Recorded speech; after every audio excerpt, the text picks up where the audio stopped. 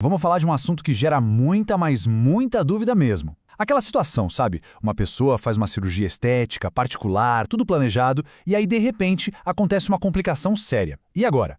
O plano de saúde tem que cobrir essa emergência ou não? Olha, e para a gente entender isso direitinho, a gente vai se basear num material excelente do professor Marcos Freitas. Ele conseguiu organizar tudo de um jeito super claro, juntando as decisões da justiça e o que a lei diz sobre esse tema que é, convenhamos, bem delicado. Então, a pergunta de $1 milhão é essa. Imagina só o cenário. Um procedimento que é eletivo, puramente estético, dá muito errado e, de repente, a vida da pessoa corre perigo. Quem arca com essa conta? Fica para o paciente? Ou o plano de saúde tem que entrar na jogada? Vamos ver o que a justiça diz. Para a gente entender a regra que vale hoje, não tem jeito melhor do que ir direto no caso que virou o jogo. Uma decisão importantíssima do Superior Tribunal de Justiça, o STJ, que acabou criando a referência para todo o país. Bom, o caso era o seguinte.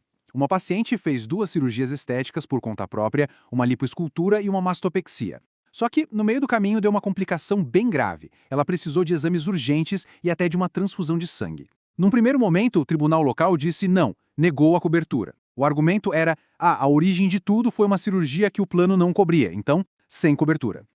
E é aqui que o jogo vira completamente. O STJ foi lá e mudou tudo. A grande sacada está na forma de pensar. O tribunal local achou que, como a cirurgia era estética, a emergência meio que herdou esse status, sabe? Como se estivesse contaminada. Mas o STJ disse, não, peraí, a emergência é um evento novo, separado. A partir do momento em que a vida de alguém está em risco, a gente para de olhar para trás. A origem do problema não importa mais. O foco total é salvar a vida, e a cobertura se torna obrigatória.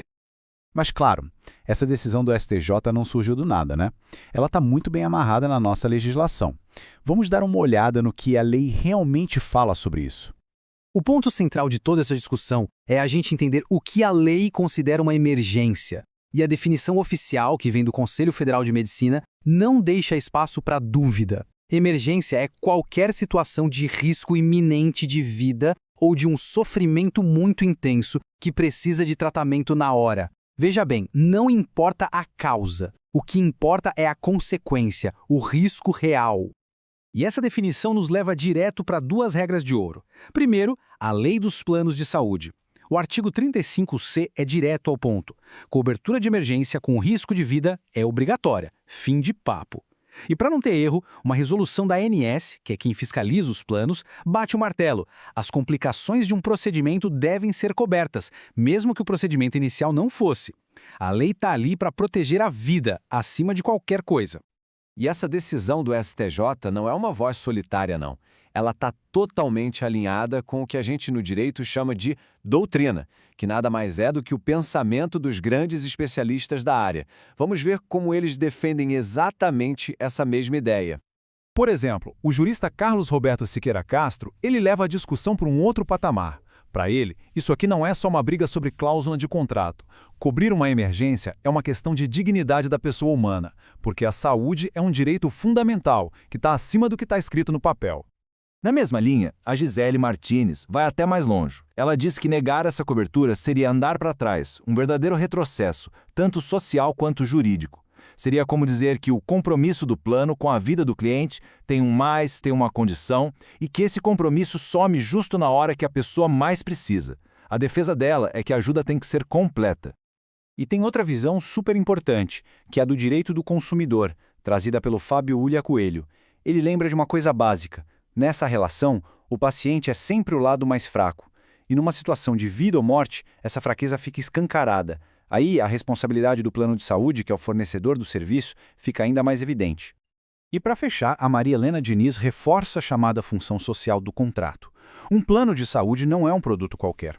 A razão de ele existir é garantir o acesso a tratamentos que mantêm a pessoa viva. E isso, obviamente, tem que incluir toda e qualquer intervenção de emergência, sem asteriscos. Ok, então depois de passar pelo caso real, pela lei e pela opinião dos maiores especialistas, qual é a grande lição? O recado que a justiça brasileira dá é bem claro e direto. A conclusão é essa, sem rodeios. A origem do problema, se foi uma cirurgia estética, um acidente, o que for, isso se torna irrelevante quando a vida de alguém está em jogo. A emergência cria uma obrigação nova e imediata para o plano de saúde, e o único foco passa a ser salvar o paciente.